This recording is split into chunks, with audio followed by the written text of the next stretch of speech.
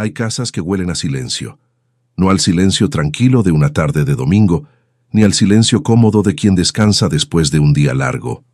No, hay casas que huelen al silencio que se impone, al que se exige, al que se respira con cuidado para no romper nada. La casa donde ella creció olía así: paredes blancas, pisos que siempre brillaban, cortinas que nunca se movían demasiado, todo en su lugar, todo medido, todo controlado. Hasta el aire parecía tener reglas. Ella no sabía que eso no era normal. Cuando tienes 4 años, no sabes cómo se supone que debe ser una infancia. No tienes con qué comparar. No entiendes que hay hogares donde los niños gritan sin miedo, donde se ensucian sin castigo, donde preguntan 1000 veces la misma cosa y nadie les dice que se callen. Ella solo sabía lo que conocía. Y lo que conocía era esto: levantarse temprano, vestirse con la ropa que ya estaba lista sobre la silla, no tocar nada que no fuera suyo, no hacer ruido al caminar, no preguntar. Sobre todo, no preguntar. La mujer a la que llamaba abuela no era cariñosa, tampoco era cruel, era algo peor, era precisa, exacta, fría con método.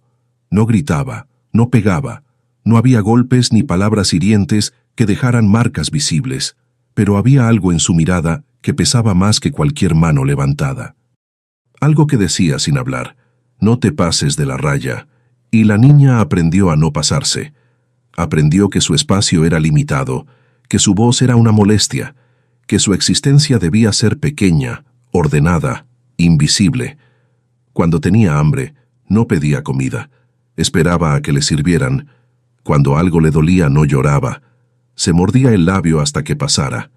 Cuando quería jugar, no lo hacía. Se sentaba en la silla de la cocina y miraba por la ventana, contando los pájaros que pasaban, inventando historias en silencio. Había una muñeca, una sola, de trapo, con el vestido descolorido y un ojo a medio desprender. La abuela se la había dado un día, sin razón aparente, y le había dicho: «Cuídala, es lo único que tienes», y ella la cuidó. La cuidó como si fuera lo más valioso del mundo. La guardaba bajo la almohada cada noche, la abrazaba cuando sentía frío. Le hablaba en voz tan baja que ni siquiera ella misma se oía. Porque era verdad, era lo único que tenía. No había más juguetes, no había libros de cuentos, no había colores, ni lápices, ni papeles para dibujar. Solo esa muñeca, y el peso constante de saber que debía estar agradecida por tenerla. «Debes agradecer que estás aquí». Esa frase la escuchó tantas veces que se grabó en su cabeza como una canción que no puedes dejar de tararear. La abuela la repetía en las mañanas, cuando le servía el desayuno. La repetía en las noches, cuando apagaba la luz.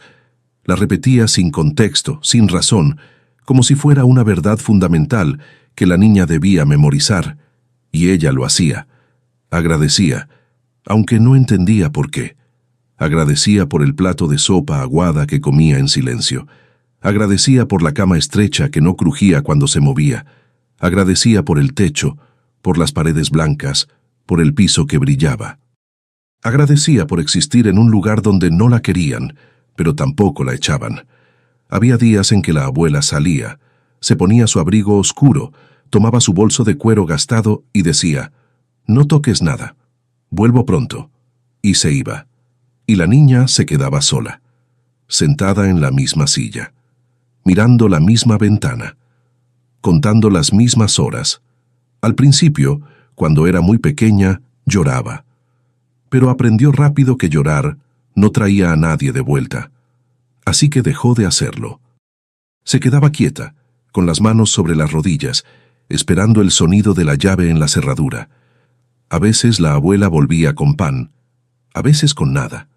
Nunca con una explicación, nunca con una caricia, nunca con nada que se pareciera al amor.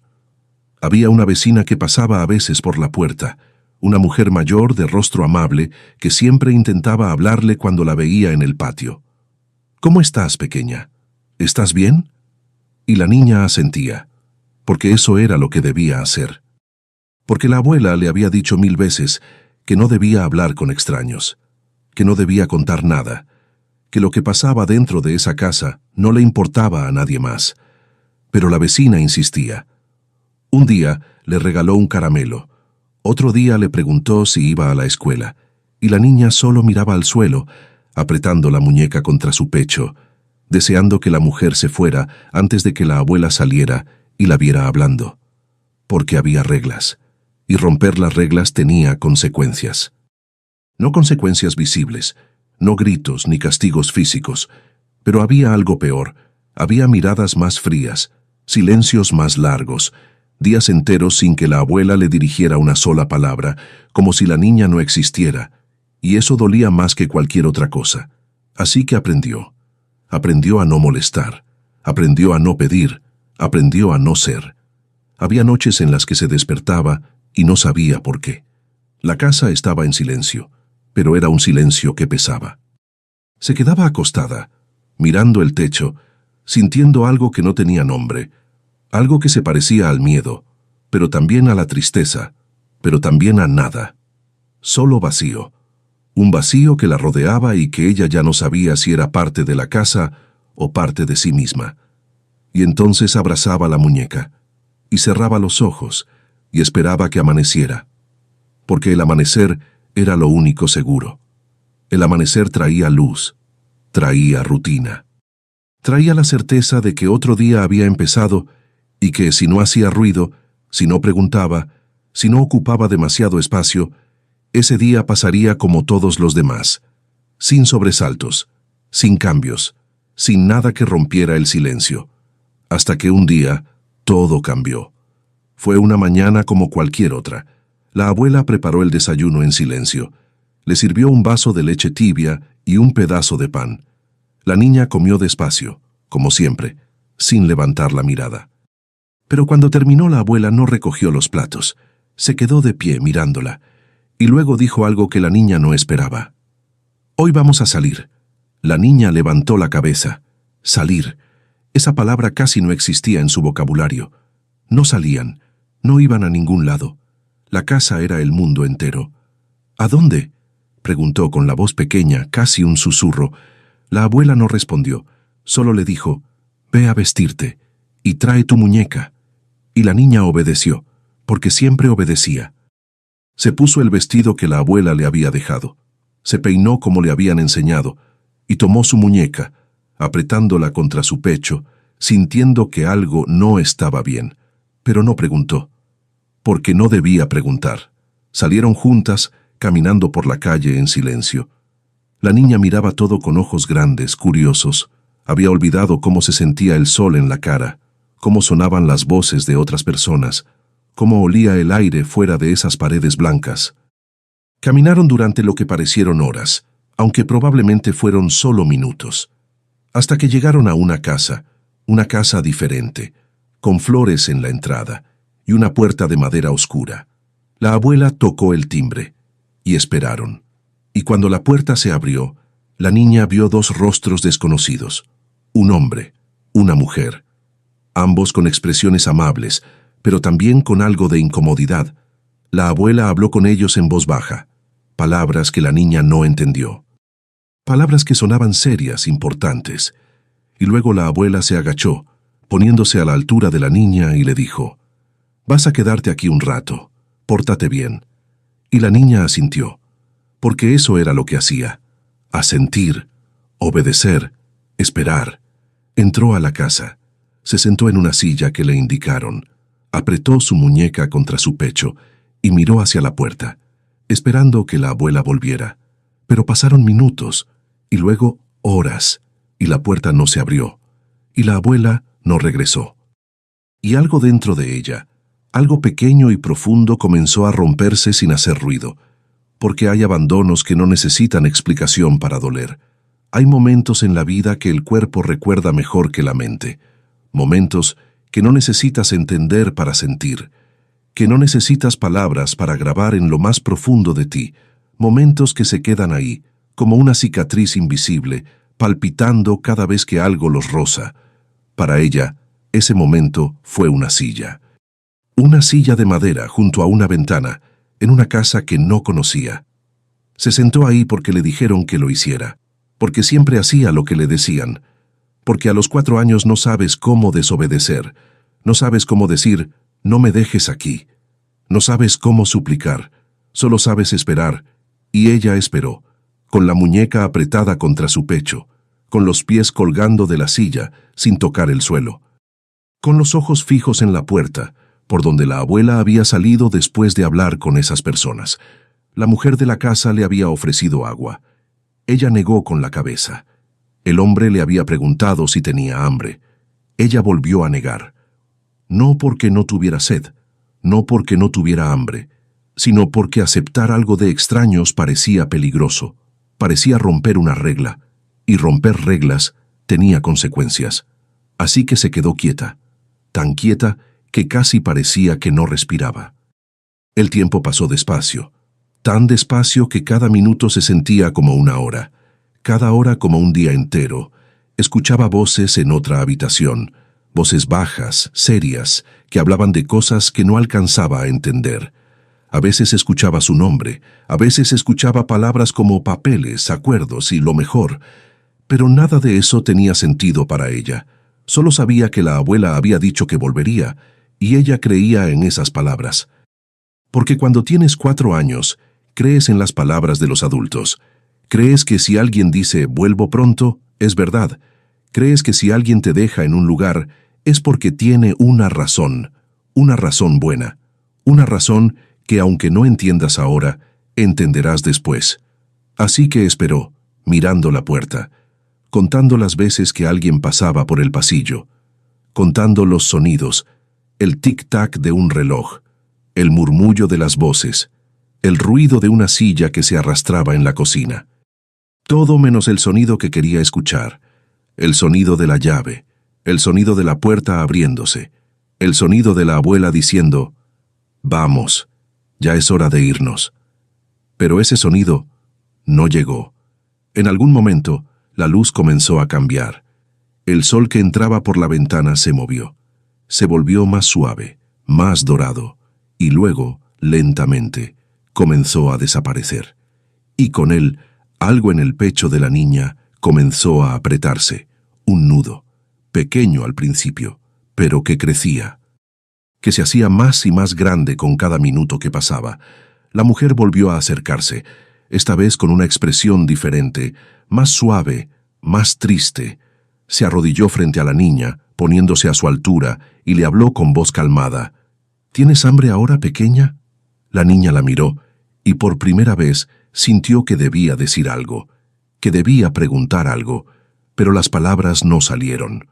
Solo pudo negar con la cabeza otra vez. La mujer suspiró, no con molestia, con algo que parecía pena. «Está bien. Voy a preparar algo de todas formas, por si cambias de opinión». Y se fue, y la niña volvió a quedarse sola, con la muñeca, con el nudo en el pecho, con el miedo que no tenía nombre. La noche llegó. Las luces de la casa se encendieron, la temperatura bajó, y la niña seguía en la misma silla, mirando la misma puerta, esperando lo mismo. El hombre se acercó esta vez. Tenía el rostro cansado, pero amable. Se sentó en una silla frente a ella y se quedó en silencio por un momento, como si no supiera qué decir. Finalmente, habló. «Tu abuela tuvo que irse». La niña lo miró sin entender. «¿Irse?» «Sí. Tuvo que resolver algo importante». «¿Cuándo vuelve?» El hombre no respondió de inmediato. Miró hacia otro lado, luego volvió a mirarla, y había algo en sus ojos que la niña no supo interpretar entonces, pero que años después recordaría como lástima. «No lo sé», dijo finalmente. Y esas 3 palabras lo cambiaron todo, porque hasta ese momento la niña había creído que esto era temporal, que era una visita corta, que pronto todo volvería a ser como antes. Pero «no lo sé» no sonaba a pronto, sonaba a algo más oscuro, algo más definitivo. La niña bajó la mirada, apretó la muñeca con más fuerza y sintió algo que nunca antes había sentido con tanta claridad: abandono. No sabía cómo se llamaba esa sensación, no tenía las palabras para describirla, pero su cuerpo lo sabía. Su estómago lo sabía, su garganta lo sabía. Era como caer, como estar cayendo sin parar, sin saber cuándo llegarías al suelo. La mujer volvió con un plato de comida. Sopa caliente, pan suave. Lo puso sobre la mesa frente a la niña y le sonrió con ternura. «Come un poquito, por favor, debes tener hambre».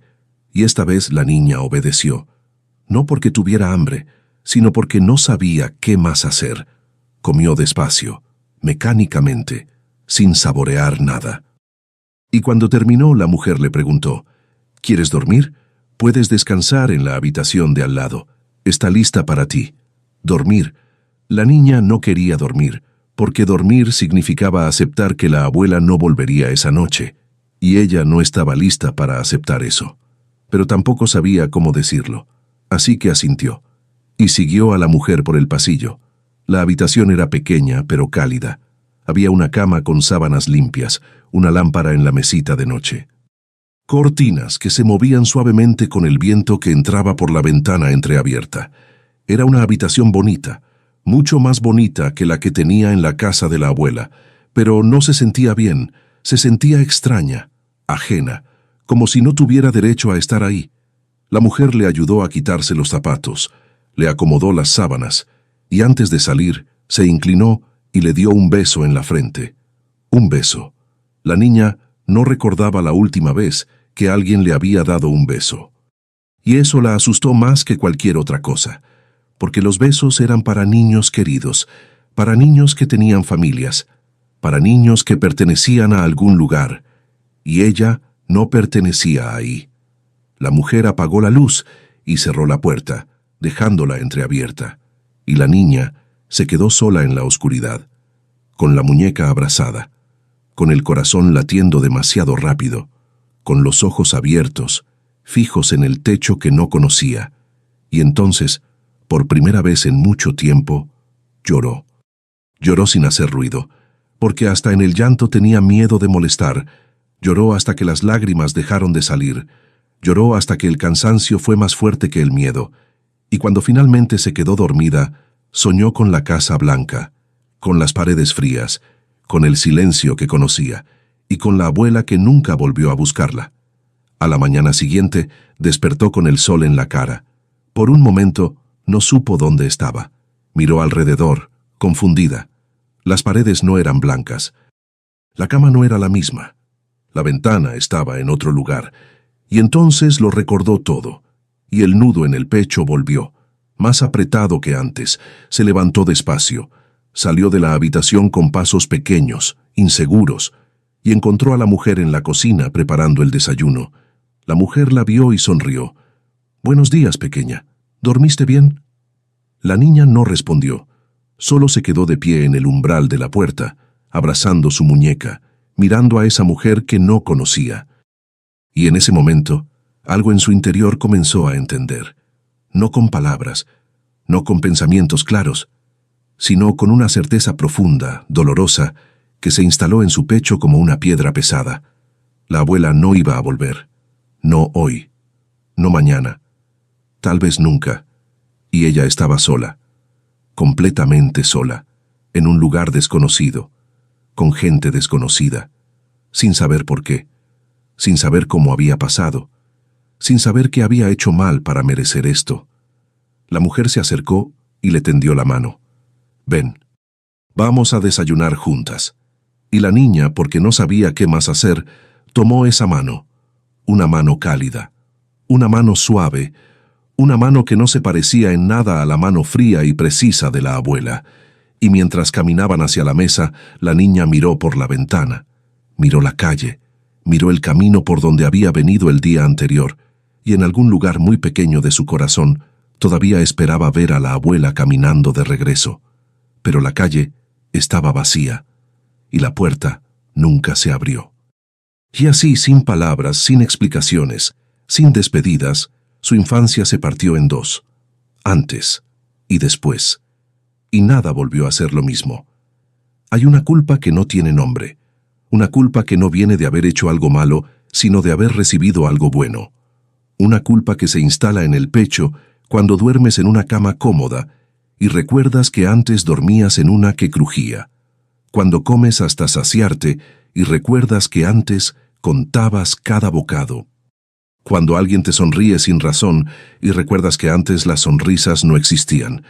Esa culpa no tiene lógica, pero duele igual, y ella la sentía todos los días.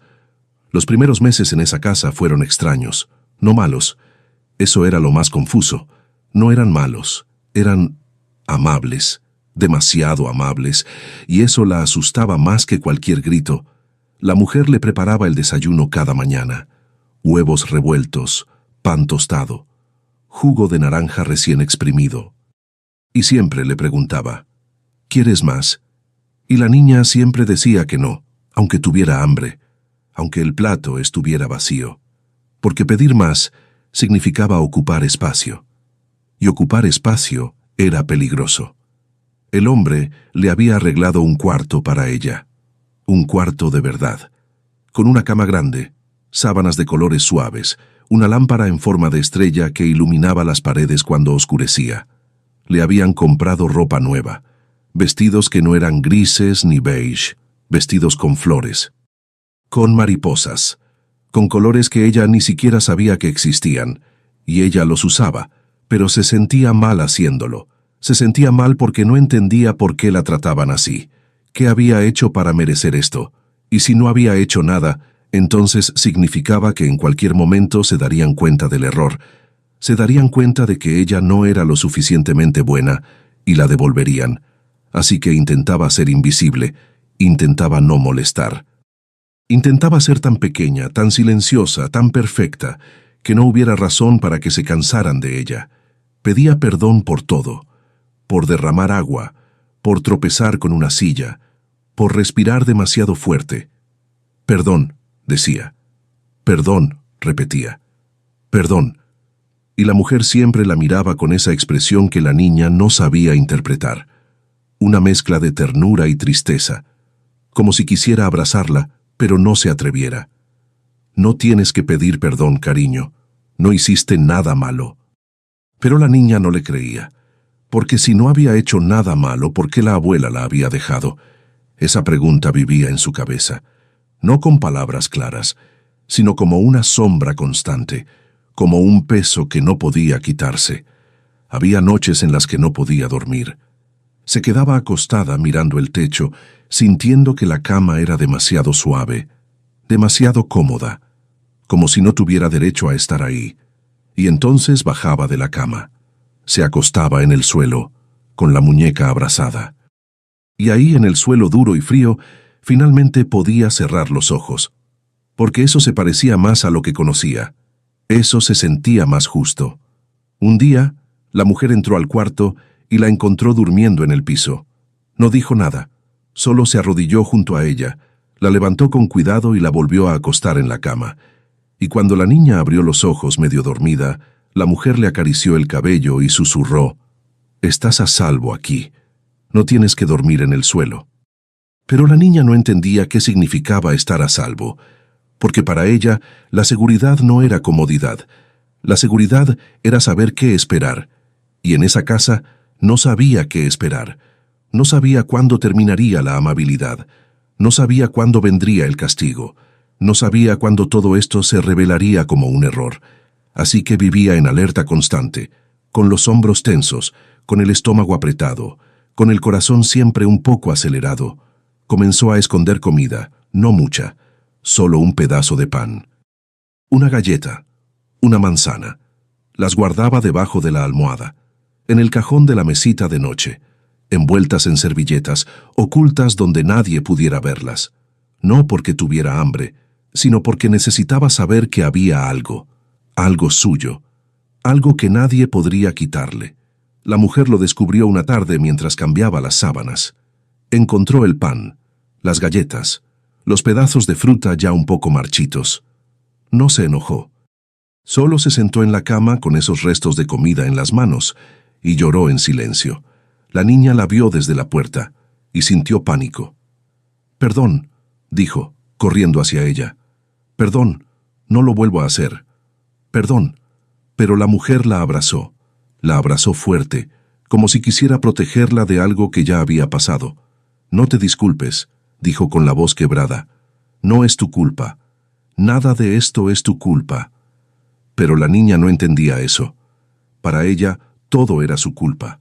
El abandono, la confusión, el miedo. Todo. Pasaron meses, y lentamente las cosas comenzaron a cambiar.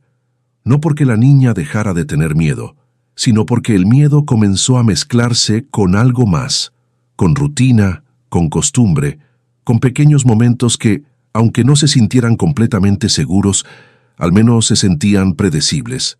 Cada mañana el desayuno estaba listo, cada tarde había merienda, cada noche la mujer le leía un cuento antes de dormir. Y aunque la niña nunca pedía que le leyeran, aunque nunca decía quiero escuchar más, siempre escuchaba, con los ojos cerrados, con la muñeca apretada, con el corazón latiendo un poco más lento. Y en esos momentos, por un instante, casi podía creer que esto era real, que esto era suyo, que esto no se iba a terminar. Pero luego llegaba la noche, y con la noche llegaban los sueños, sueños que no eran dulces, sueños donde volvía a la Casa Blanca, donde caminaba por los pasillos fríos, donde la abuela estaba sentada en la cocina, mirándola con esos ojos que no expresaban nada, y en el sueño la niña preguntaba, ¿por qué me dejaste? Pero la abuela nunca respondía, solo la miraba, y luego desaparecía, y la niña se despertaba con el corazón acelerado, sudando, buscando la muñeca con las manos temblorosas, y entonces recordaba dónde estaba, en la casa cálida, en la cama suave, con la luz de la estrella iluminando las paredes, y sentía alivio, pero también culpa. Porque extrañar algo que te hizo daño no tiene sentido, pero lo hacía. Extrañaba el silencio que conocía, extrañaba las reglas que entendía, extrañaba saber exactamente qué esperar, aunque lo que esperara fuera frío y vacío. Porque lo conocido, aunque duela, siempre es más fácil que lo desconocido. Un día la mujer le preguntó, ¿cómo te gustaría que te llamáramos? La niña no entendió la pregunta. Me llamo como siempre. Sí, lo sé. Pero, ¿cómo te gustaría que te dijéramos? ¿Cariño, pequeña, cielo? La niña se quedó en silencio, porque no sabía cómo responder, porque nunca nadie le había preguntado algo así, porque los nombres cariñosos no existían en su vocabulario. No sé, dijo finalmente con la voz tan baja que casi no se escuchó. La mujer sonrió con tristeza. Está bien, no tienes que decidir ahora. Pero la pregunta se quedó flotando en el aire, y la niña comenzó a darse cuenta de algo, de que en esa casa la trataban diferente, no como un objeto, no como una obligación, sino como alguien, alguien que importaba, alguien que merecía ternura, y eso la confundía profundamente, porque si ella merecía ternura aquí, ¿por qué no la merecía antes? ¿Qué había cambiado? ¿Era ella diferente? ¿O era el lugar? Y si era el lugar, ¿qué decía eso de la abuela? Esas preguntas no tenían respuestas, al menos no todavía. Así que la niña siguió viviendo en esa casa, comiendo en esa mesa, durmiendo en esa cama, aprendiendo lentamente que tal vez, solo tal vez, no todo el mundo era como la abuela. Pero nunca dejó de dormir con la muñeca, nunca dejó de pedir perdón por cosas que no eran su culpa, nunca dejó de esconder comida, aunque ya no tuviera miedo de que se la quitaran, porque hay heridas que no se curan con amabilidad, hay miedos que no se van con palabras suaves, hay cicatrices que se quedan, invisibles, palpitando cada vez que algo las roza. Y ella llevaba esas cicatrices en cada gesto, en cada disculpa innecesaria, en cada paso silencioso, en cada noche en la que, a pesar de estar rodeada de calidez, se sentía completamente sola, porque puedes cambiar de casa, puedes cambiar de cama, puedes cambiar de vida, pero no puedes cambiar lo que ya aprendiste a creer sobre ti misma. Y ella había aprendido, desde muy pequeña, que no merecía ocupar espacio, que no merecía ser vista, que no merecía ser querida. Y aunque ahora vivía en un lugar donde intentaban demostrarle lo contrario, esa creencia seguía ahí, profunda, silenciosa, inquebrantable. Y tardaría años en entender por qué. Hay objetos que cambian todo, objetos que parecen inofensivos al principio, un papel, un sobre, una firma, pero que llevan dentro algo más pesado que su peso físico, algo que, una vez que lo ves, ya no puedes dejar de ver. Para ella, ese objeto fue una carta. Llegó cuando tenía 12 años. Habían pasado 7 años desde aquel día en que la dejaron sentada en una silla, esperando a alguien que nunca volvió. 7 años en los que aprendió a vivir en esa casa. No de forma plena, no de forma completa, pero lo suficiente para que la rutina se sintiera familiar. Ya no escondía comida, ya no dormía en el piso, ya no pedía perdón por todo, aunque todavía lo hacía más de lo normal. Había aprendido a llamarlos por sus nombres, no mamá, no papá, nunca eso, pero sus nombres, Elena, Ricardo, con cariño, con respeto, pero sin el peso de una palabra que no sabía si tenía derecho a usar. Iban juntos al mercado los sábados, cenaban juntos cada noche, y a veces, cuando la casa estaba en silencio y Elena le acariciaba el cabello antes de dormir, la niña casi podía sentir que pertenecía. Casi, pero siempre había algo, una sombra, una duda, un espacio vacío que no sabía cómo llenar. Y entonces llegó la carta. Fue un martes por la tarde. Ella estaba en su cuarto, leyendo un libro que Elena le había regalado, un libro de cuentos, con ilustraciones de colores y finales felices que siempre la hacían sentir extraña, porque los finales felices parecían existir solo en las páginas. Escuchó voces abajo, voces serias, Elena y Ricardo hablando en el comedor, con ese tono que usan los adultos cuando no quieren que los niños escuchen, pero tampoco pueden evitar que lo hagan. No pudo distinguir las palabras, pero sí pudo distinguir el tono. Preocupación, incomodidad, algo que no estaba bien. Se levantó despacio, dejó el libro sobre la cama y bajó las escaleras con pasos silenciosos, como siempre hacía, como si todavía tuviera miedo de hacer ruido. Se detuvo en el pasillo, antes de llegar al comedor, y desde ahí escuchó. «No puede ser legal», decía Elena con la voz tensa. «No puede ser». «Lo es», respondió Ricardo. «Está todo ahí, fechas, firmas, testigos». Pero ella era una niña. No podía consentir esto. Ella no tenía que consentir. La otra persona sí lo hizo. Hubo un silencio largo, y luego Elena volvió a hablar, pero esta vez con la voz quebrada. ¿Cómo alguien puede hacer algo así? La niña sintió que el estómago se le apretaba. No sabía de qué hablaban, pero sabía que hablaban de ella, y eso era suficiente para que el miedo volviera. Ese miedo viejo, ese miedo que nunca se había ido del todo, el miedo a que todo esto terminara, a que descubrieran que había un error, a que la devolvieran. Dio un paso hacia atrás, y sin querer pisó una tabla del piso que crujió. El silencio en el comedor se hizo más profundo, y luego escuchó la voz de Ricardo. «Cariño, ¿estás ahí?» La niña no respondió. Solo se quedó quieta, con el corazón latiéndole tan fuerte que sentía que iba a salirse de su pecho. Elena apareció en el pasillo.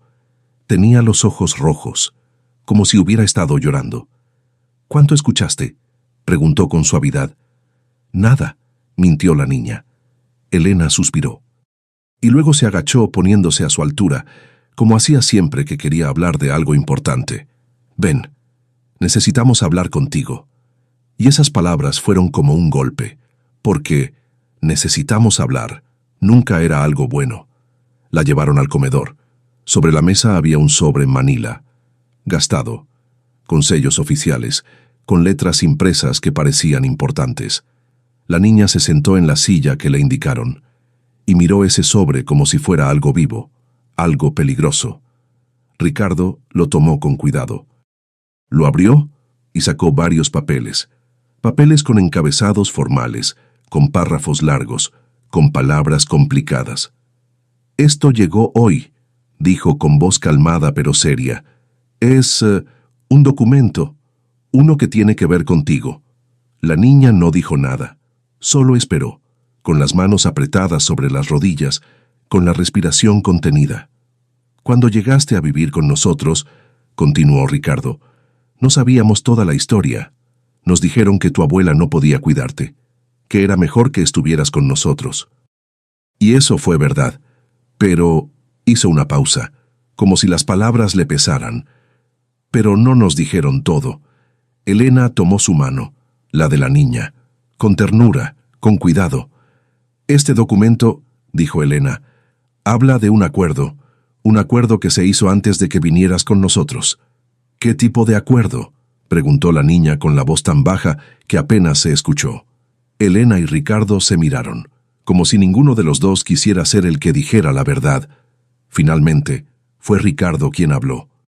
Un acuerdo económico, la niña no entendió. ¿Qué significa eso? ¿Te significa...? Ricardo buscó las palabras. Que hubo dinero involucrado. En tu traslado, en tu entrega. La niña parpadeó. ¿Dinero? Sí. ¿Quién pagó? Nosotros, dijo Elena con la voz quebrándose. Pero no lo sabíamos, no de esa forma. Pensamos que era un trámite, una compensación por los gastos legales. No sabíamos que... No terminó la frase. Pero no hacía falta. La niña comenzaba a entender. Lentamente, como cuando armas un rompecabezas y de repente las piezas empiezan a encajar, aunque no quieras que lo hagan. ¿Mi abuela recibió dinero? Silencio. ¿Mi abuela me vendió? Elena cerró los ojos.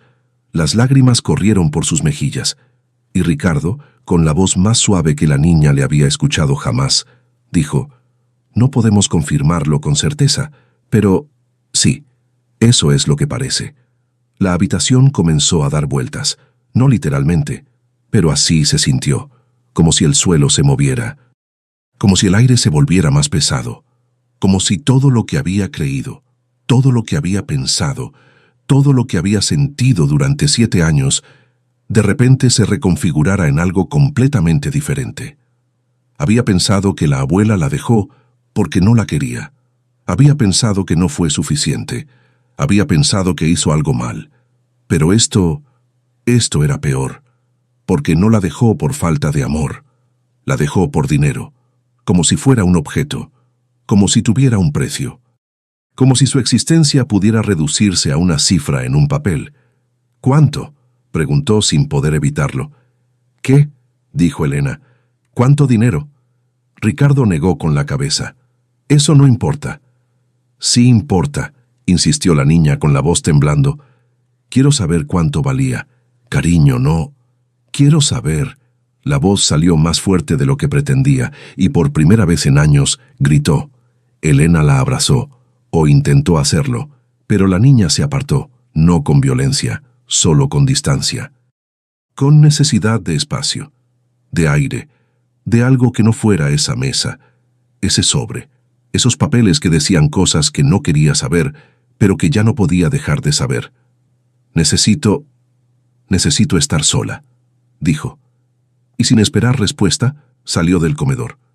Subió las escaleras, entró a su cuarto, cerró la puerta y se sentó en el suelo, no en la cama, en el suelo, porque en ese momento la cama se sentía demasiado buena, demasiado cómoda, demasiado cara, y ella se sentía sucia, como si todo lo que había recibido en esa casa, la comida, la ropa, el techo, el cariño, de repente tuviera un precio, como si ella misma tuviera un precio. Y lo peor de todo no era saber que había sido entregada. Lo peor era saber que había sido vendida, que alguien había puesto un valor en ella, y que ese valor había sido suficiente para que la abuela firmara, para que la dejara ir, para que nunca volviera a buscarla.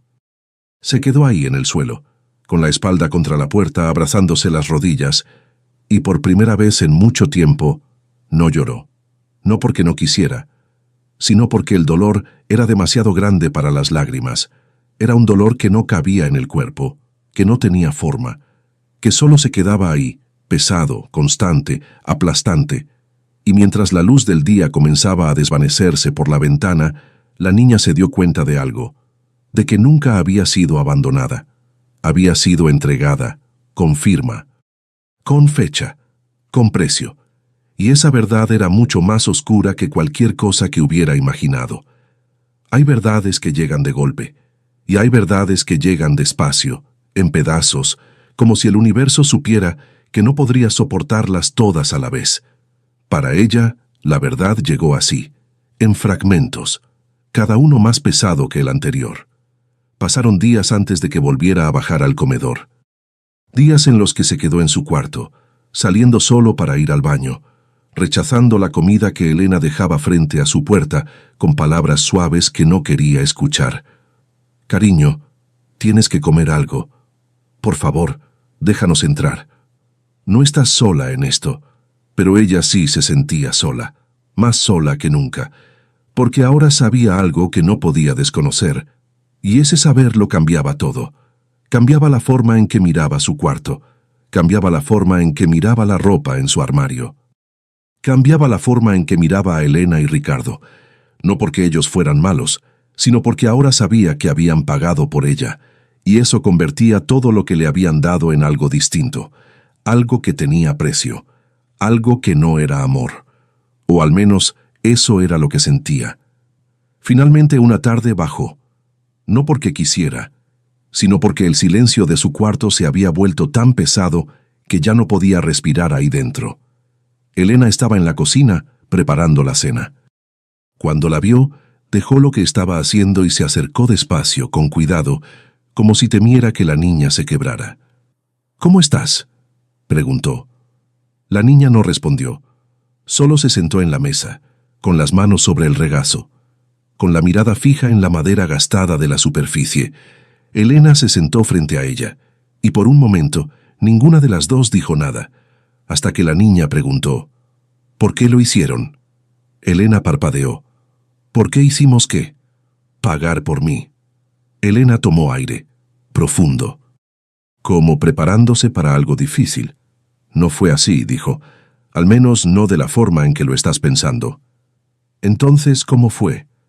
Elena se frotó las manos, nerviosa. «Nosotros queríamos adoptar.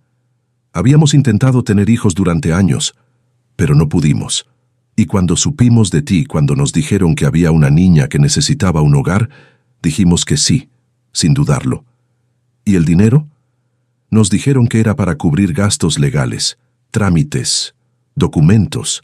Pensamos que era normal. No sabíamos que ella... Se detuvo, y la niña terminó la frase por ella, que ella me estaba vendiendo. Elena cerró los ojos, las lágrimas comenzaron a caer. Si hubiéramos sabido, si hubiéramos tenido la más mínima idea de lo que realmente estaba pasando, jamás lo habríamos hecho, jamás. Pero lo hicieron, sí, pero no porque quisiéramos comprarte, sino porque queríamos darte un hogar. La niña sintió algo retorcerse en su pecho, algo que se parecía a la rabia, pero también a la tristeza, porque sabía que Elena decía la verdad, sabía que no había maldad en ella ni en Ricardo, pero también sabía que, con o sin maldad, había un papel en algún lugar con su nombre y una cifra, y eso no podía borrarse. «¿Cuánto?», volvió a preguntar. Elena negó con la cabeza. «No importa». «Sí importa», insistió la niña con la voz más firme. «Necesito saber cuánto valía para ella». Elena dudó, miró hacia otro lado, y luego, con la voz apenas audible, dijo: $3,000. $3,000. La niña repitió la cifra en su cabeza. 3,000. ¿Eso era mucho? ¿Eso era poco? No sabía, pero sabía que era un número que le habían puesto encima, como si fuera un objeto en una tienda, como si alguien pudiera mirarla y decir: «Sí, esta vale 3,000», y firmar y llevársela. «¿Ella lo pidió?», preguntó con la garganta apretada. Elena asintió despacio. El intermediario dijo que ella había puesto esa condición, que no entregaría tu custodia sin compensación. ¿Compensación? Así lo llamó. La niña sintió que algo dentro de ella se rompía, no de golpe, sino lentamente, como una grieta en un vidrio que se extiende poco a poco hasta que todo se desmorona. ¿Y nadie preguntó por qué?, dijo, con la voz temblando. ¿Nadie pensó que algo estaba mal? Lo pensamos, dijo Elena, pero nos dijeron que era común en estos casos, que las familias a veces pedían ayuda para los gastos que habían tenido mientras cuidaban al niño, y nosotros queríamos creérselo. Queríamos creer que todo estaba bien, pero no estaba bien, no estaba bien.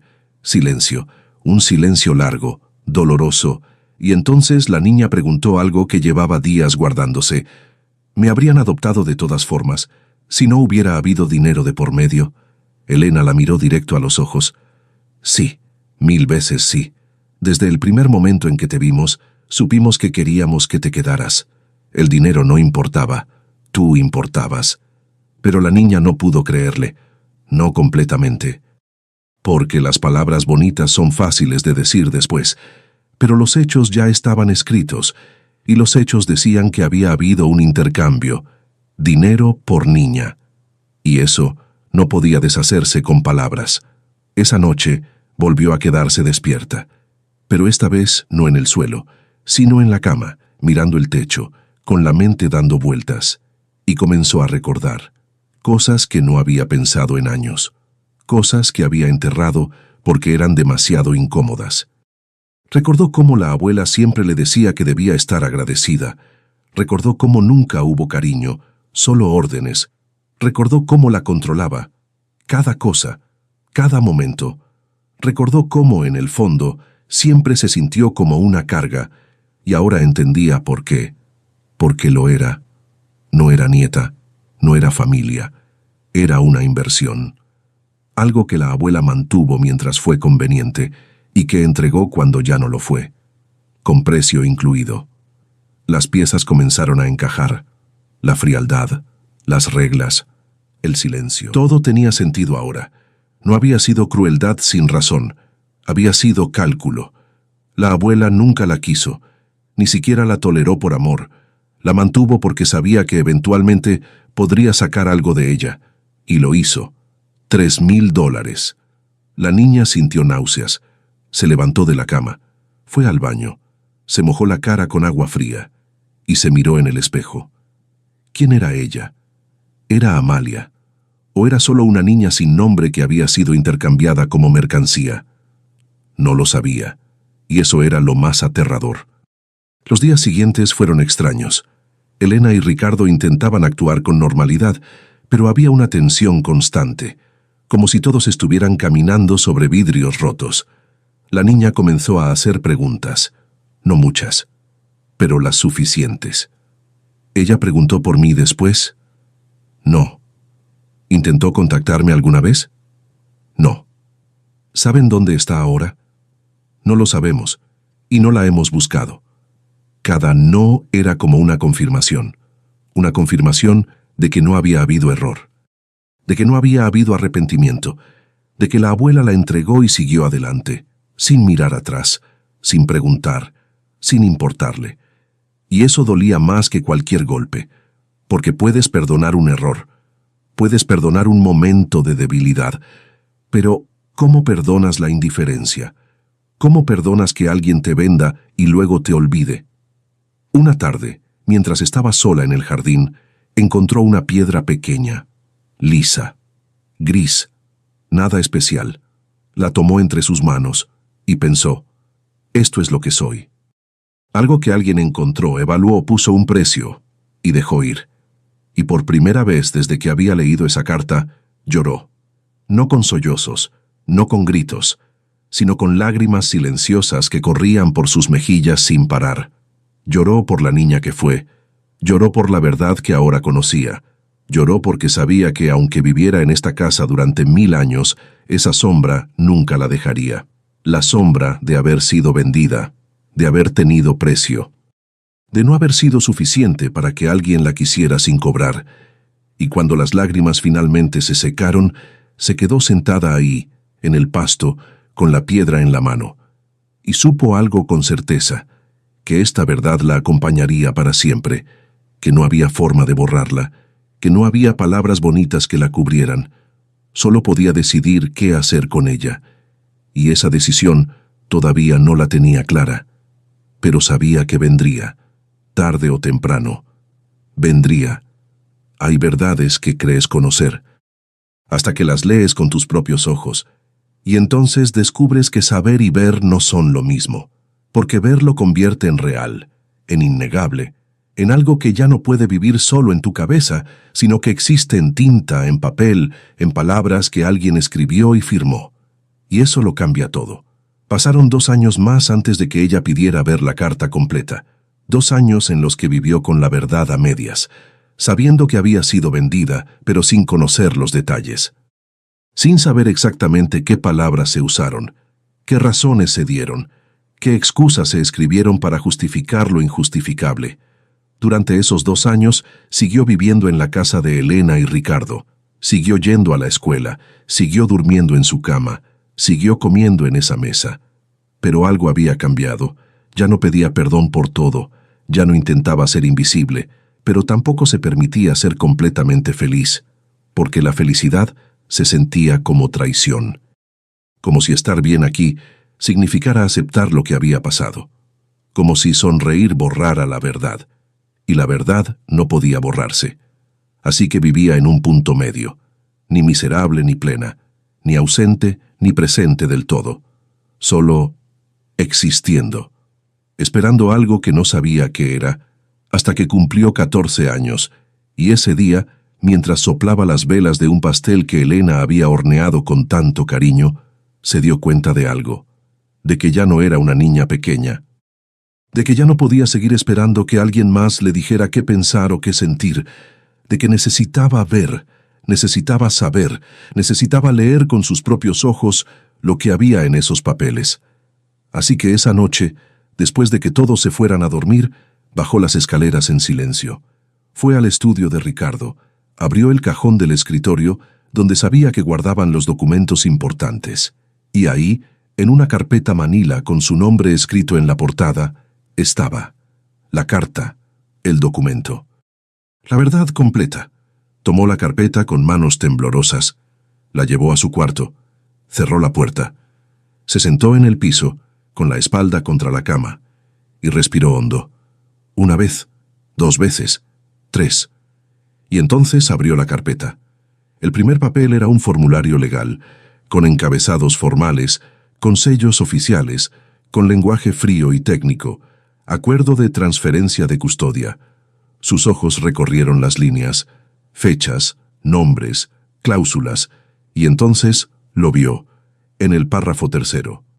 Como compensación por los gastos de manutención y cuidado incurridos durante el período de custodia temporal, la parte cedente, Rosa Méndez, recibirá la suma de $3,000 estadounidenses, $3,000 cost USD, pagaderos al momento de la firma del presente documento.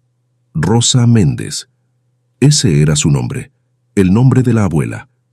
La niña nunca lo había sabido. Durante todos esos años, solo la había llamado abuela. Pero su nombre era Rosa. Y Rosa había firmado ese documento. Su firma estaba ahí. En la parte inferior de la página. Clara, firme, sin titubeos, como si estuviera firmando cualquier cosa. Un recibo, una factura, una venta. La niña pasó al siguiente papel. Era una carta, manuscrita, con letra inclinada y apretada, y comenzaba así: a quien corresponda. Por medio de la presente, yo, Rosa Méndez, certifico que la menor bajo mi custodia temporal no posee vínculos sanguíneos conmigo ni con ningún miembro de mi familia. La niña fue dejada bajo mi cuidado por circunstancias que no es necesario detallar, y durante estos años he cumplido con la responsabilidad de mantenerla y proveerle lo necesario. Sin embargo, dadas mis condiciones económicas y mi edad avanzada, considero que es en el mejor interés de la menor ser transferida a una familia con mayores recursos y estabilidad. Solicito, por tanto, una compensación justa por los años de cuidado proporcionados, y estoy dispuesta a ceder toda autoridad legal sobre la menor a cambio de dicha compensación. Firma Rosa Méndez. La niña leyó la carta una vez, luego otra y otra. Cada palabra se clavaba más profundo. No posee vínculos sanguíneos conmigo, así que ni siquiera era su abuela, ni siquiera eso, era una desconocida. Una mujer que la había recibido de alguien más y que la había mantenido. ¿Por qué? ¿Por obligación? ¿Por lástima? ¿Por costumbre? Compensación justa. Esas 2 palabras le revolvieron el estómago, como si hubiera algo justo en ponerle precio a una niña, como si los años de silencio, de control, de frialdad merecieran pago. Estoy dispuesta a ceder toda autoridad. Dispuesta. como si fuera una decisión difícil, como si hubiera dudado, pero la firma estaba clara, sin vacilación, sin arrepentimiento. La niña dejó caer el papel y se quedó mirando la pared con la mente en blanco. No sentía rabia, no sentía tristeza, sentía nada, un vacío tan grande que ni siquiera dolía. Solo estaba ahí, pesado, constante, aplastante. Se quedó así durante horas, sentada en el piso con los papeles esparcidos a su alrededor, con la verdad completa finalmente frente a ella. Y cuando el sol comenzó a salir, cuando la luz gris del amanecer empezó a filtrarse por la ventana, finalmente pudo poner en palabras lo que sentía. No había sido abandonada, no había sido dejada por circunstancias difíciles, no había sido entregada porque alguien no podía cuidarla, había sido vendida, con firma, con fecha, con precio, y lo peor de todo era que la mujer que la vendió no era su abuela, no era su familia, era solo alguien que la había tenido, como se tiene un objeto, como se tiene algo que no es tuyo pero que mantienes hasta que ya no te sirve, y entonces lo entregas, y recibes tu pago, y sigues adelante. La niña recogió los papeles, los guardó en la carpeta, y se levantó del piso. No lloró, no gritó, no rompió nada. Solo guardó todo de vuelta en el cajón del estudio, subió a su cuarto, se metió en la cama, y cerró los ojos, pero no pudo dormir, porque cada vez que cerraba los ojos, veía la firma, esa firma clara, firme, sin titubeos. Esa firma que decía, sí, acepto, sí, la entrego, sí, tomo el dinero, y no había forma de borrarla. Los días siguientes fueron los más difíciles. Elena y Ricardo notaron el cambio, notaron que había algo diferente en su mirada, algo más oscuro, algo más pesado. ¿Estás bien?, preguntaba Elena. Sí, mentía ella. ¿Pasó algo? No. ¿Segura? Segura. Pero no estaba bien. Y sí había pasado algo. Había leído la verdad. Y la verdad no era solo que la habían vendido. Era que la había vendido alguien que nunca la quiso. Alguien que nunca fue su familia. Alguien que solo cumplió una función. Y que cuando esa función dejó de ser conveniente, la convirtió en transacción. Comenzó a tener pesadillas. Pesadillas donde estaba de vuelta en la Casa Blanca, donde Rosa estaba sentada en la cocina, contando billetes, donde la miraba con esos ojos fríos y decía, «Valiste menos de lo que esperaba», y se despertaba sudando, con el corazón acelerado, con las manos temblando, y con la certeza de que esas palabras, aunque fueran un sueño, se sentían ciertas. Un día, mientras estaba en la escuela, una compañera le preguntó, «¿Tus papás son buenos contigo?», y ella no supo qué responder, porque Elena y Ricardo eran buenos, eran amables, eran cariñosos, pero no eran sus papás, eran las personas que habían pagado por ella. Y aunque no fuera su culpa, aunque no lo hubieran hecho con maldad, eso no cambiaba el hecho de que había habido un intercambio, y ella era el producto. «Sí», respondió finalmente, «son buenos». Pero las palabras se sintieron vacías, porque ya nada se sentía completamente verdadero. Esa noche se paró frente al espejo de su cuarto, se miró durante largo rato y se preguntó, ¿quién soy? No en sentido filosófico, sino en sentido literal. ¿Era la niña que Rosa entregó? ¿Era la niña que Elena y Ricardo recibieron? ¿Era Amalia? ¿O era solo un espacio vacío con un nombre que alguien le puso? No lo sabía. Y esa incertidumbre era más aterradora que cualquier verdad, porque puedes vivir con dolor, puedes vivir con rabia, puedes vivir con tristeza, pero no puedes vivir sin saber quién eres. Y ella ya no lo sabía. Solo sabía que había sido vendida, y que esa verdad, esa firma, ese precio, eran ahora parte de ella, para siempre. Hay decisiones que nadie te pide tomar, pero que de todas formas tienes que tomar. Decisiones que no vienen con instrucciones ni con garantías de que sean las correctas. Solo vienen con peso, con consecuencias, con la certeza de que elijas lo que elijas, algo se perderá. Para ella, esa decisión llegó cuando tenía 16 años, 2 años después de leer la carta completa, 2 años en los que vivió con la verdad instalada en su pecho, como una piedra que no podía escupir pero tampoco tragar. 2 años en los que intentó seguir adelante, pero siempre con esa pregunta flotando en el aire: ¿y ahora qué? La respuesta llegó un domingo por la tarde. Elena y Ricardo la llamaron al comedor. Tenían esa expresión que ya conocía bien, la expresión de «tenemos que hablar de algo importante». Se sentó frente a ellos con las manos sobre la mesa, esperando. Ricardo fue quien habló primero. «Recibimos una llamada», dijo, con voz calmada, pero seria. La niña sintió que el estómago se le apretaba. «¿De quién?» «De una mujer, una vecina de donde vivías antes. Dice que Rosa preguntó por ti». El nombre cayó como una piedra en agua quieta. Rosa. La niña no había escuchado ese nombre en voz alta desde hacía años. Lo había leído en los papeles, lo había repetido en su mente, pero escucharlo en voz de alguien más lo hacía real de una forma diferente. «¿Qué quiere?», preguntó con la voz más firme de lo que sentía. Elena tomó su mano. «No lo sabemos exactamente. La vecina solo dijo que Rosa está mayor, que ha estado enferma y que mencionó tu nombre». «¿Y?» Ricardo suspiró. «Y pensamos que debías saberlo, porque es tu decisión, si quieres buscarla, si quieres hablar con ella, si quieres cerrar ese capítulo de alguna forma. Nosotros te apoyaremos». La niña retiró su mano despacio. No con brusquedad, solo con distancia. «¿Mi decisión?», repitió. «Sí. ¿Creen que debería ir?». Elena y Ricardo se miraron. Y Elena respondió con cuidado: «No creemos que debas hacer nada. Solo creemos que tienes derecho a decidir. ¿Y ustedes qué harían?». Silencio. Un silencio largo. Y finalmente Ricardo dijo: «Honestamente no lo sé. Es tu historia.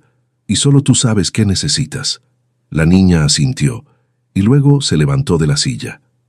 «Necesito pensar», dijo, y subió a su cuarto. Se quedó ahí durante horas, sentada en la cama, con la mente dando vueltas. Rosa había preguntado por ella, después de 12 años. 12 años de silencio. 12 años sin una carta, sin una llamada, sin un «¿cómo estás?», sin un «lo siento». Y ahora, de repente, porque estaba enferma, porque estaba vieja, porque tal vez sentía miedo o culpa o soledad, había mencionado su nombre. ¿Y qué se suponía que debía hacer ella con eso? ¿Correr a verla, abrazarla, perdonarla, fingir que nada había pasado? No, no podía hacer eso, pero tampoco podía negar que una parte de ella, una parte pequeña y molesta, quería respuestas. Quería mirarla a los ojos y preguntar: ¿por qué? Quería escucharla decir algo, cualquier cosa, aunque fuera una mentira, porque al menos sería algo. Pero otra parte de ella, la parte más grande, más fuerte, sabía la verdad. Sabía que no había respuesta que pudiera reparar lo que había pasado. Sabía que Rosa nunca diría lo que ella necesitaba escuchar, porque la gente que vende a un niño no es la gente que luego pide perdón de forma genuina. Es la gente que encuentra excusas. Es la gente que dice: «no tuve opción», o «fue lo mejor para ti», o «no lo entiendes». Y ella no quería escuchar eso. No quería darle a Rosa la oportunidad de reescribir la historia, de convertirse en víctima, de pedir compasión que no había dado.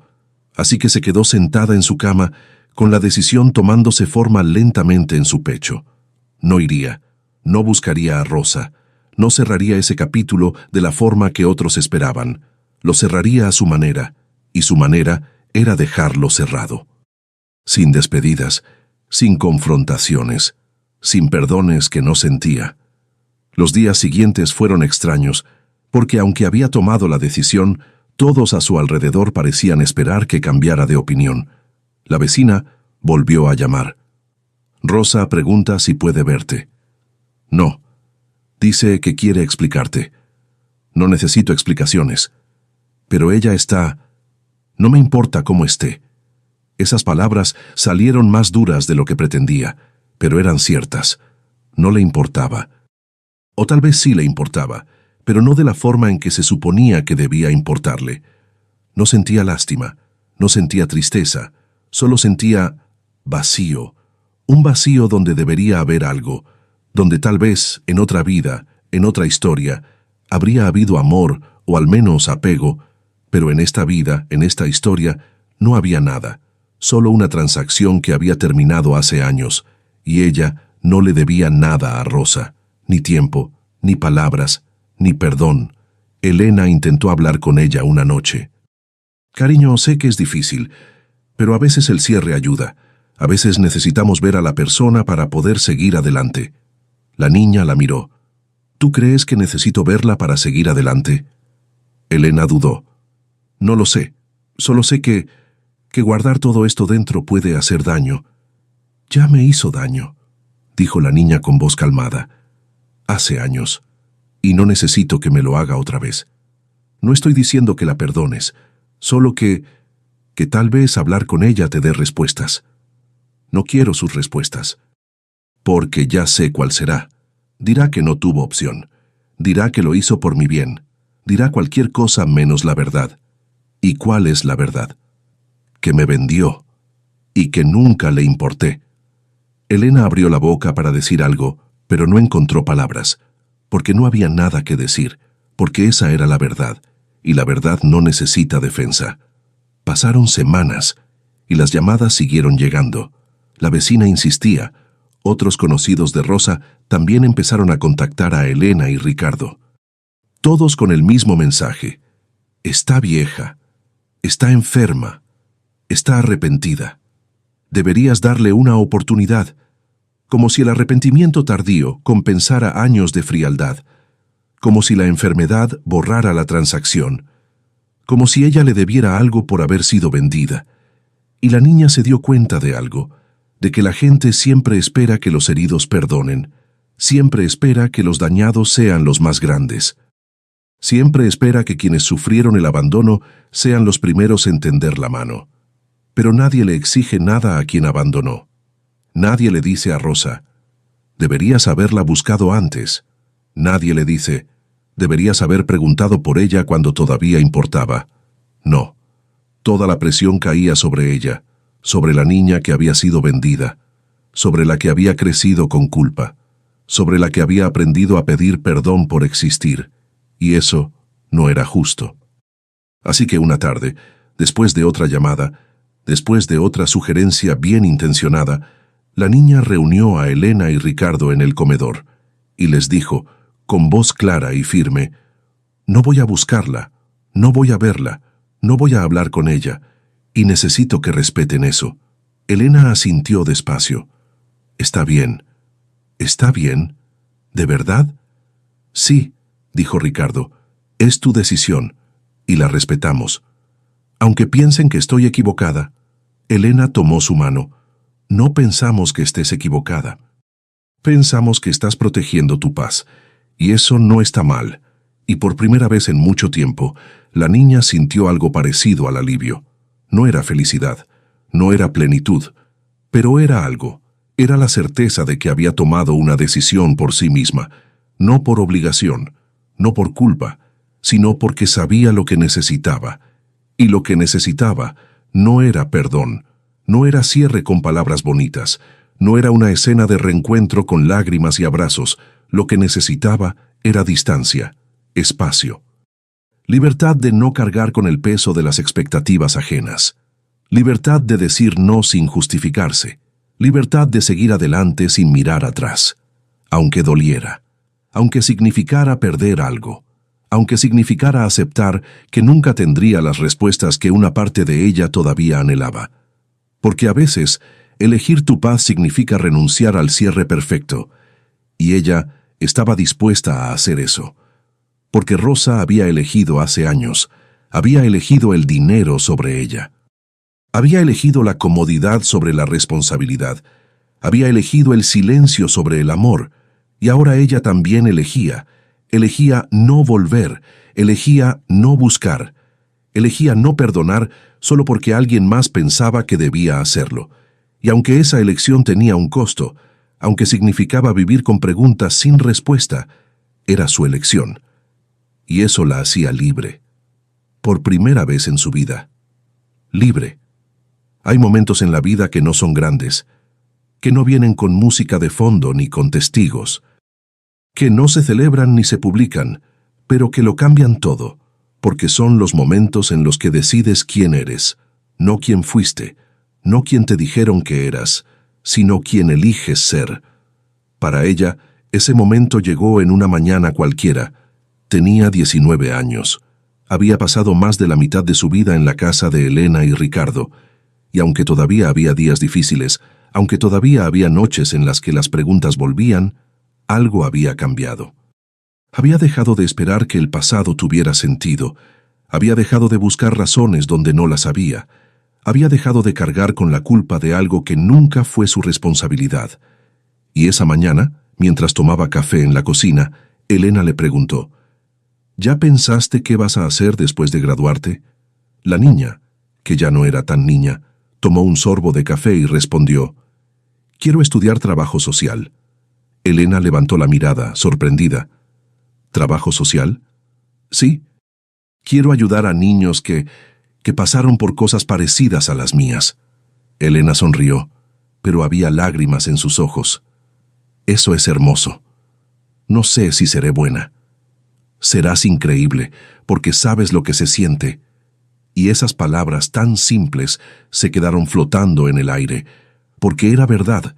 Ella sabía lo que se sentía, sabía lo que era vivir con miedo, sabía lo que era sentirse sin valor, sabía lo que era ser tratada como mercancía, y también sabía lo que era ser rescatada, no con perfección, no sin cicatrices, pero rescatada al fin.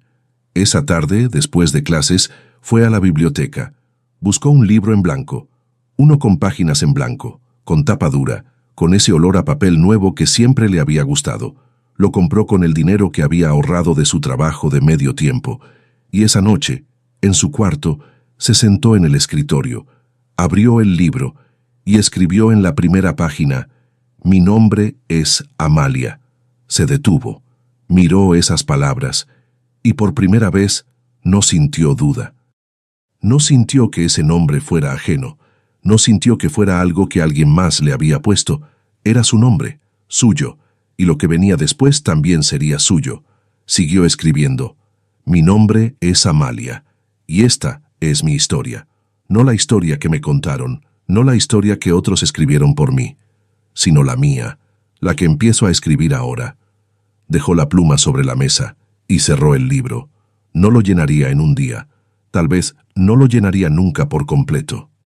Pero ese primer paso, esas primeras palabras, eran suficientes, porque por primera vez en su vida, ella era quien sostenía la pluma. Los meses siguientes fueron de cambio, no cambios dramáticos, sino cambios pequeños, constantes, que se acumulaban como gotas de agua hasta formar un río. Comenzó a llamar a Elena y Ricardo por algo más que sus nombres, no mamá y papá. Esas palabras todavía se sentían demasiado grandes, demasiado cargadas, pero sí empezó a decir «mi familia». Y eso era suficiente. Un día, mientras cenaban, Ricardo le preguntó, «¿Has pensado en cambiar tu apellido?» «Legalmente, digo, para que sea oficial». Ella lo miró. «¿Puedo hacer eso?» «Por supuesto, eres mayor de edad. Puedes elegir». La palabra elegir resonó en su mente. Elegir. Toda su vida, otros habían elegido por ella. Rosa eligió venderla. Elena y Ricardo eligieron recibirla. Pero ahora ella podía elegir. «¿Cuál es su apellido?», preguntó, aunque ya lo sabía. «Torres», dijo Elena con una sonrisa suave. «Amalia Torres», repitió ella en voz baja. Y sonó bien, sonó a algo que le pertenecía, no porque borrara el pasado, sino porque construía el futuro. «Sí», dijo finalmente, «quiero hacerlo». Y así fue. Semanas después, en una oficina pequeña y sin ceremonias, firmó los papeles. Y cuando el funcionario le entregó el documento oficial, con su nombre completo escrito en tinta negra, sintió algo que no había sentido antes. No euforia, no felicidad explosiva, sino algo más profundo, algo más sólido, pertenencia.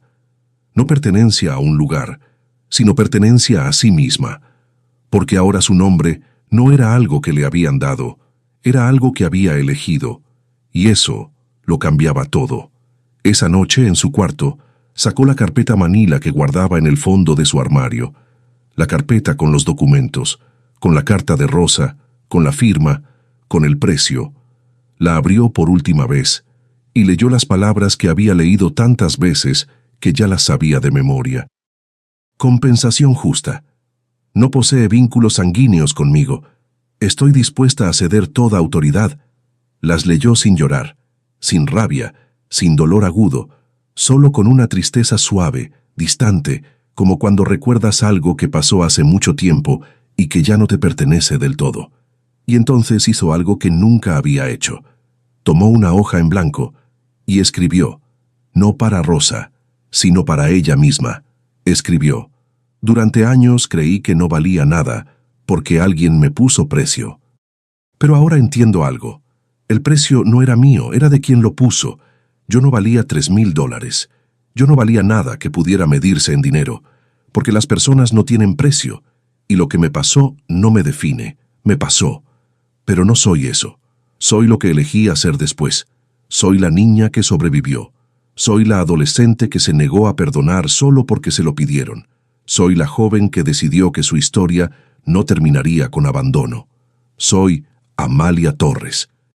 Y esta vez nadie eligió ese nombre por mí, lo elegí yo, y eso es suficiente. Dobló el papel, lo guardó en el libro en blanco que había comprado, y cerró la carpeta manila. No la tiró, porque no necesitaba destruirla para superarla. Solo necesitaba dejar de leerla como si tuviera poder sobre ella, porque ya no lo tenía. La mañana siguiente bajó a desayunar. Elena estaba preparando panqueques. Ricardo leía el periódico. Todo era normal, ordinario, perfecto en su simplicidad. Y ella se sentó a la mesa como hacía cada mañana, pero esta vez algo era diferente, no en la casa, sino en ella. Elena le sirvió los panqueques. ¿Dormiste bien? Sí. ¿Tienes planes para hoy? Voy a ir a la universidad. Quiero hablar con el coordinador de trabajo social. Ricardo bajó el periódico y sonrió. Estamos orgullosos de ti. Y ella, por primera vez, no dijo, no tienen por qué. No dijo, no hice nada especial. No minimizó. Solo dijo, gracias. Y lo sintió. Porque había hecho algo especial. Había sobrevivido. Había elegido. Había reconstruido. Y eso no era poco. Después del desayuno salió al jardín. El sol brillaba suave. Las flores que Elena había plantado estaban floreciendo. Todo olía a primavera. Se sentó en el pasto como hacía cuando era niña y miró hacia el cielo y pensó en Rosa. No con odio, no con amor, solo con aceptación. Rosa había sido una parte de su historia. Una parte dolorosa, injusta, que la había marcado de formas que nunca desaparecerían del todo. Pero no era toda la historia, porque después de Rosa vino Elena, vino Ricardo, vino la posibilidad de elegir. Y aunque el inicio de su vida había sido escrito por otros, el resto lo estaba escribiendo ella.